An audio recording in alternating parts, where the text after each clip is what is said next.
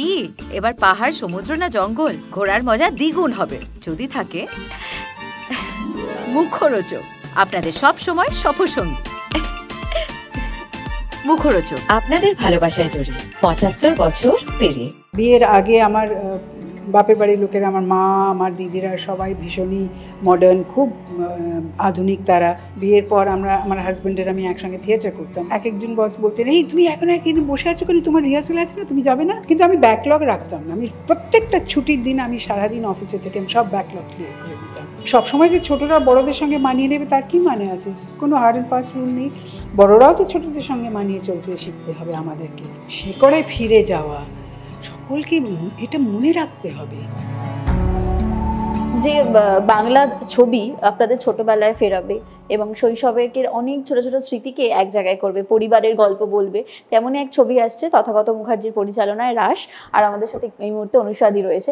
অনুষাদিকে যেটা প্রথমে জিজ্ঞেস করবো যে ধানবাদ থেকে কলকাতা এবং সেই যে শৈশব, ধানবাদের শৈশবটা তোমার কাছে এখনো কতটা টাটকা স্মৃতিগুলো? ভীষণ টাটকা। আমি এখনো স্বপ্ন দেখি ধানবাদের বাড়িটা, ওখানেই তো জন্মেছি, ওই বাড়িতেই আমার জন্ম।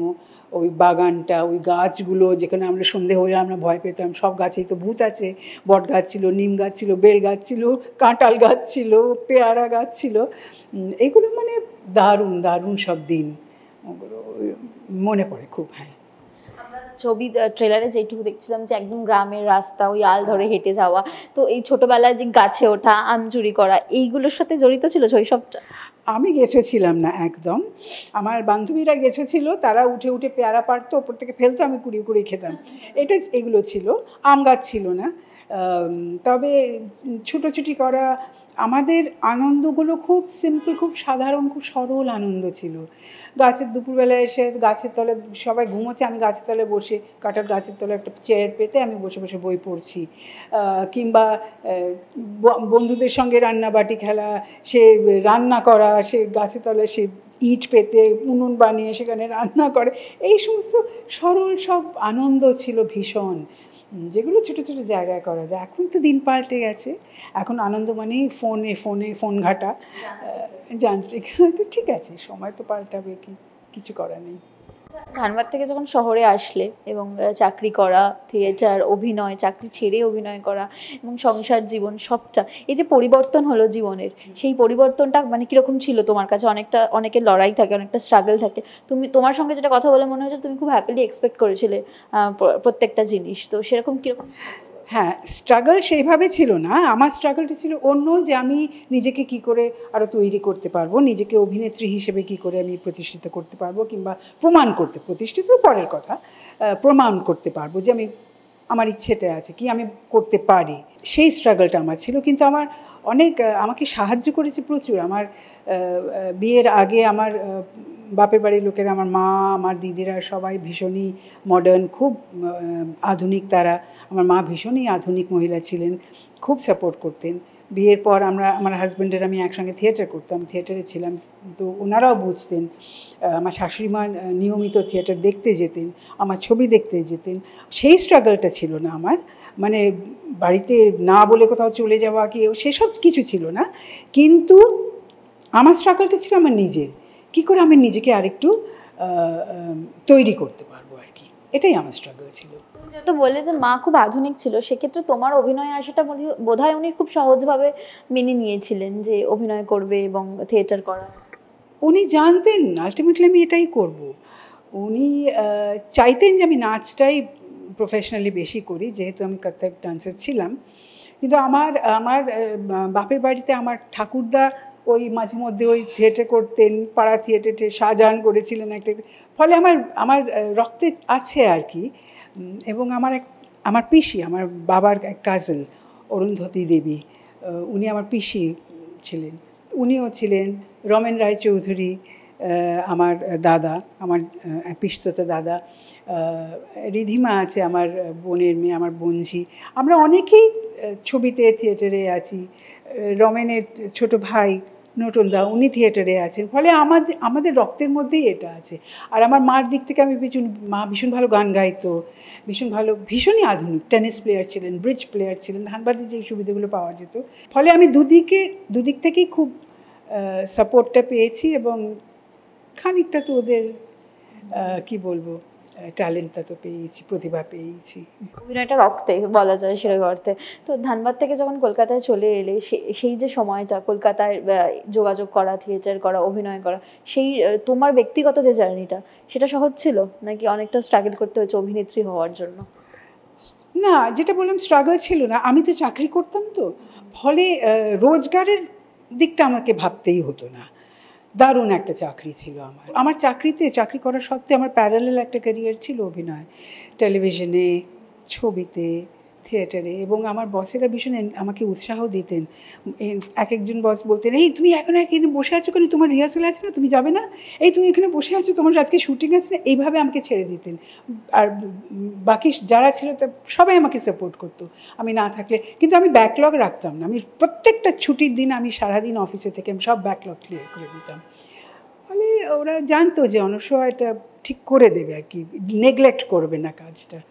তো সেই স্ট্রাগলটা ছিল না, যোগাযোগ করার ইয়ে ছিল না। আমি থিয়েটারে আমার খুব ভালো লাগতো থিয়েটার করতে। আর এমন এমন সব ব্যক্তিকে দেখেছি, তাদের থেকে যেভাবে শিখেছি। বৌদিকে দেখেছি, তৃপ্তি মিত্র, ওনার মেয়ে শাওলিকে দেখেছি, তাদের থেকে আমি শিখেছি। তপন থিয়েটারে শিখেছি। আরও বড় বড় সব ব্যক্তিদের দেখে আমরা দেখেছি, স্বাতীদিকে, রুদ্রদাকে, অনেককেই, বহুরূপীতেও অনেকেই ছিলেন যা খুব সিনিয়র অ্যাক্টর অ্যাক্ট্রেসরা, বিভাসদাকে, মনোজদাকে, কতজনকে দেখে তাদের থিয়েটার দেখে শিখেছি। ফলে আর বৌদি সবসময় বলতেন, কোনো চরিত্র, ছোট চরিত্র কিছুই নেই, চরিত্র ছোট বলে ভাববি না, ছোট চরিত্রকে এমনভাবে করবি সেটাকে বড় মনে হবে, ভয় পাবি না কখনো যে কোনো চরিত্র ট্যাকল করতে। And that was my motto, that was সেটাই আমার ইচ্ছে ছিল যে কোনো চরিত্র দিয়ে আমি নির্ভয় করে সেটাকে নিজের মতো করে ট্যাকল করবো। সেটাই করে এসেছি আজ অবধি। ফলে আমি বিভিন্ন ধরনের চরিত্র করেছি। টেলিভিশনেও আমি এমন একটা চরিত্র করেছি যে কোথায় ঠাম্মি, কোথায় এক বাইজি, কোথায় একজন এমনি সফিস্টিকেটেড মহিলা, সব আমি, বিশেষ করে লীনা গঙ্গোপাধ্যায়ের, উনি লিখেছেন, সমস্ত চরিত্র আমার করা হয়ে গেছে। ছবিতেও সেভাবে সাইলেন্ট অ্যাক্টিং, আমার মনে মহাপৃথিবীতে মৃণালদা বললেন, শোনো আমার এখানে না বিশেষ কোনো সংলাপ নেই। আর বাহ, ঠিক আছে, কোনো অসুবিধা নেই। ইনফ্যাক্ট কোনো সংলাপই নেই, আমরা আরও ভালো সাইলেন্ট অ্যাক্টিং করতে হবে, তো সেটাই করব। সাইলেন্ট অ্যাক্টিং করে দিলাম আমি ভেবে। ফলে আমি ভয় পেতাম না, ভীষণ এনজয় করতাম প্রত্যেকটা মুহূর্ত। আমার এটাকে ভালো লাগতে হবে, এটাকে ভেতর থেকে ভালো লাগাটা না এলে তো আমার চরিত্র আমি কনভিন্সিং করতে পারবো না। আমি নিজে যদি না এনজয় করি তাহলে দর্শককে কী করে এনজয় করাবো একটা চরিত্র। এখন যে ধারাবাহিক করছো চিরসখা, এবং সেই ধারাবাহিকের কথা যদি বলি, তোমার যে চরিত্রটা, যেটা শাশুড়ি হিসেবে দেখা যাচ্ছে, সেটা নিয়ে অনেক ফিডব্যাক নিশ্চয়ই পাচ্ছ, অনেকে খুব রেগেও যাচ্ছে এই চরিত্রটার জন্য। ওইরকম রাগ অনেকেই আমার ওপর, অনেক রাগ মানেই তো সার্থকতা। আমি যদি সেভাবে করি, আবার ভালো লাগাটাও একটা পাওনা। ও ঠিক আছে, এগুলো সব, হ্যাঁ, মজা পাচ্ছি, খুব মজা পাচ্ছি এটা করে। এই যে চরিত্রটা, তার একটা নিজস্ব, তার ছেলে নেই এবং বৌমাকে আঁকড়ে ধরার একটা তার পাস্ট রয়েছে, কোথাও মানে তুমি নিজে কতটা এনজয় করছো এইরকম ধরনের ক্যারেক্টারে? এনজয় করছি, যাদের সঙ্গে কাজ করছি তাদের কাজ। প্রথমত লেখাটা দারুণ, অসামান্য স্ক্রিপ্ট লেখা হয়েছে, সংলাপ অসাধারণ সংলাপ এক একটা। এবং যারা করছেন অভিনয় আমার সঙ্গে, অপরাজিতা ঘোষ দাস, সুদীপ, রাজন্যা, প্রত্যেকেই, আরও যারা রয়েছেন, বিভান, সিঞ্জিনী, ঐশী, সবাই যারা করছে, প্রত্যেকে এত ভালো অভিনয় করছে। আর আমাদের টিমটা ভীষণ একসঙ্গে, আমরা খুব সুন্দর মিশে গেছি, ভালো লাগছে কাজ করতে। হ্যাঁ, চট্টোপাধ্যায় রয়েছেন এবং তার সাথে এক ফ্লোরে। সাবুদির সঙ্গে তো প্রথম কাজ না, আমি অনেক ছবিও করেছি ওনার সঙ্গে, অনেকগুলো সিরিয়াল করেছি। এবং আমি কি বলবো, আমার সৌভাগ্য এটা যে আমি ওনাকে পাচ্ছি, ওনার সঙ্গে গল্প করতে পারছি, মাধবীদির সঙ্গে গল্প করতে পারছি, ওনার সঙ্গে কাজ করেছি। ওনাদের থেকে আমি বসে গল্প শুনতে খুব ভালো লাগে, কারণ ওনাদের নানা ধরনের অভিজ্ঞতার কথা বলেন, তার থেকে আমি অনেক কিছু শিখতে পাই, ভালো লাগে শুনতে। ওনার তো আলাদা একটা জায়গা আমাদের মনের মধ্যে। হ্যাঁ ঠিকই বলেছো, সাবু দিয়ে আছেন এখানে, যদিও এটাতে একটু কমই কাজ হচ্ছে, কিন্তু যাই হোক যতটুকু পাই আমরা আমরা আমি মনে করি আমি কৃতার্থ ওনাকে পেয়ে। তুমি যে সময় ধারাবাহিক করেছো এবং এখন ধারাবাহিক অনেকটা পরিবর্তন এসে অনেকটা বিবর্তন দেখা গিয়েছে, তো এই যে ইয়াং জেনারেশনদের সঙ্গে মানিয়ে নেওয়া এবং তাদের মতো করে চরিত্র যখন আসে তাদের সাথে অনেক সিন করতে হয়, তো এই যে পরিবর্তনটা ধারাবাহিকের, সেটা তোমার চোখে কীরকম? সব পরিবর্তনের সঙ্গে তো মানিয়ে চলতে হবে, change is the only constant, পরিবর্তন তো থাকবেই, সময়ের পরিবর্তন থাকবে, মানুষের পরিবর্তন থাকবে, জেনারেশনের পরিবর্তন থাকবে, ওটা কিছু না, ওটা মানিয়ে চলতে হবে। এবং সবসময় যে ছোটরা বড়দের সঙ্গে মানিয়ে নেবে তার কী মানে আছে? কোনো হার্ড অ্যান্ড ফাস্ট রুল নেই, বড়রাও তো ছোটদের সঙ্গে মানিয়ে চলতে শিখতে হবে আমাদেরকে। আমি অনেক কিছু শিখি ওদের সঙ্গে, তোমাদের মতো আধুনিকতাটা শিখি, এদের থেকে মেকআপ কী করে করতে হয় আমি ওদের থেকে ছোটোদের থেকে শিখেছি। কেউ আমাকে বলে দিদি তুমি ওটা তোমাকে মানাবে না, তুমি এটা কেনো, ওদের থেকেই শিখে কিনি।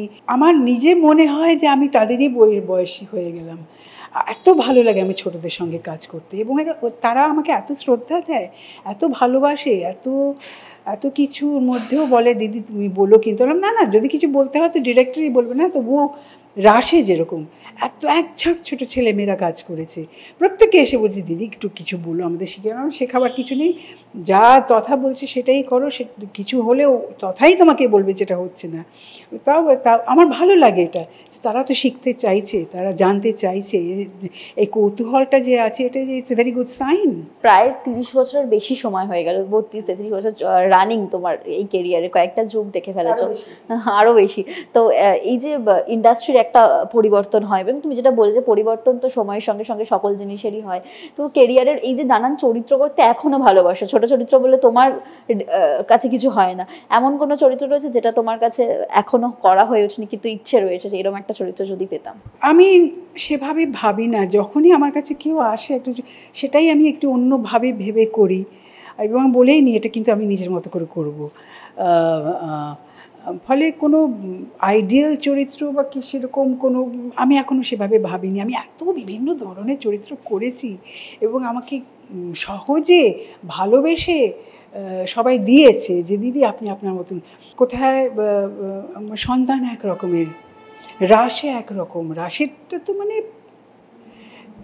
একটা দারুণ পাওনার একটা চরিত্র, নানা ধরো রক্তবীজে একরকম, গোত্রতে একরকম, মুখার্জিদাও বউয়ে একরকম, মানে আমি এত ধরনের চরিত্র করেছি। আমি অত ভাবি না যে এটা করলে ভালো হতো, ওটা করলে ভালো হতো, অমুকে ওটা করেছে আমি করতে পারতাম, নো, আমি যেটা পাচ্ছি ভগবান আমাকে যেটা সিলভার প্ল্যাটারে দিয়েছেন আমি সেটা ভালো করে সাজিয়ে টাজিয়ে দর্শকের কাছে পৌঁছে দেবো, দ্যাট ইজ এনাফ। আক্ষেপ বলে কিছু রয়েছে না, আক্ষেপ করলে কিন্তু আমার ক্রিয়েটিভিটি একদম শেষ হয়ে যাবে।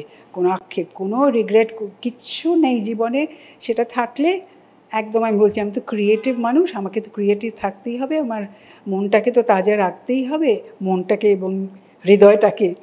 বলে আক্ষেপ থাকলে সেখানে আমি নিজেকে, আমার পার্সোনালিটি সেটা খেয়ে যাবে, তো আমি সেটা চেষ্টা করবো। এমন তো নয় যে জীবনে কোনো সময়ই আসেনি যেটা আমার কঠিন হয়নি, কি আমাকে একটা সমস্যা পেরিয়ে উঠতে হয়নি, সবার জীবনেই সেটা থাকে, সেটাকে আমাকে মানিয়ে চলতে হবে, it's okay, I have had good life. রাশ পরিবারের কথা বলে এবং একান্নবর্তী পরিবারে ফিরে আসার গল্প বলে। পরিবার মিস করো? এখন কাজের ব্যস্ততা নানানভাবে সব দিকে সবাই ব্যস্ত হয়ে পড়েছে। না, আমি তো পরিবারের মধ্যে, আমাদের পরিবারে যখনই কোনো সকলেই ব্যস্ত, আমি কি একা ব্যস্ত অভিনেত্রী বলে? সকলেই ব্যস্ত, কিন্তু সব সময় যদি একটা গেট টুগেদার হয় আমি যাওয়ার চেষ্টা করি, কারণ বিয়ে বাড়িতে আমি যাওয়ার চেষ্টা করি, এই সময় অনুষ্ঠানেই তো দেখা হয়। হ্যাঁ, ছোটোবেলায় যেরকম না বলে কারো বাড়িতে যেতে পারতাম সেটা তো আর হয় না, আর এখনও ফোন না করে অ্যাপয়েন্টমেন্ট না দিয়ে তো যাওয়া যায় না। ছোটোবেলায় যেটা দেখেছি, কারো বাড়িতে চলে গেলে, আমার ধানবাদে থাকতাম তো, কারো বাড়িতে যাওয়া মানে সকাল থেকে কী পরবো, কী গিয়ে কী দিত খেতে, একটা প্লেটে করে ছোটো একটা সসেরে করে একটা অমলেটে দুটো রসগোল্লা, তাই অমৃত বলেই আমার মনে হতো যে কী বা।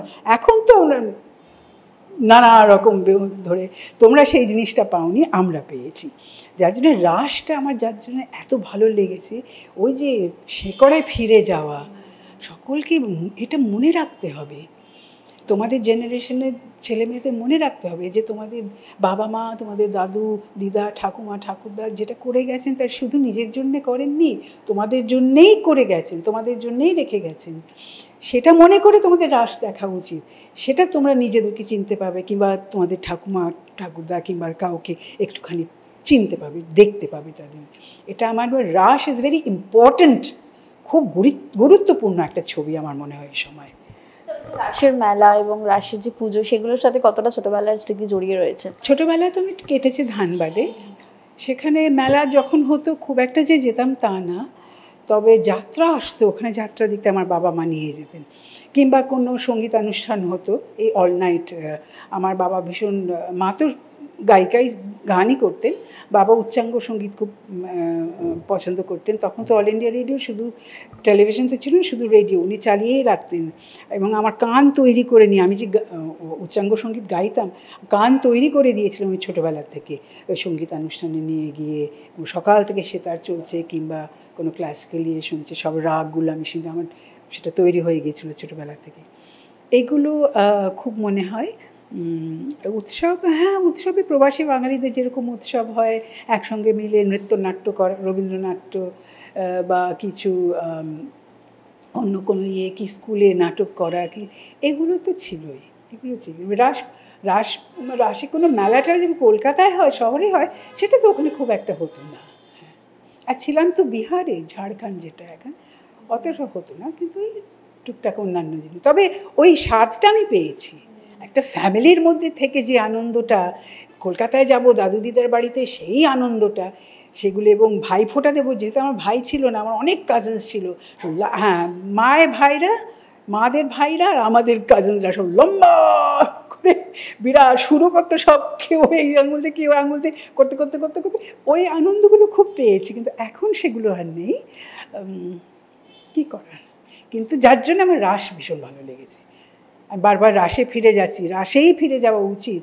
এখানে যা যা দেখানো হয়েছে, যে সমস্ত চরিত্র, এই রুটসগুলোকে ধরে থাকার যে প্রচেষ্টা, বাড়ি বিক্রি, প্রমোটার এসে ইয়ে করতে চাইছে, বাড়িটাকে ধরে রাখার যে প্রচেষ্টা, এগুলো এত সুন্দর দেখানো হয়েছে, এগুলো মনে হয় দর্শকের খুব ভালো লাগবে। দিদি, এবং রাস আসছে আর কয়েকদিনের অপেক্ষা, অল্প সময় মুক্তি পাচ্ছে, তো কি বলবে শেষে? কি আর বলবো, যেটা আগে বললাম, আমার মনে হয় সকলের রাস দেখা উচিত, বিশেষ করে এই জেনারেশনের ছেলেমেয়েদের দেখা উচিত।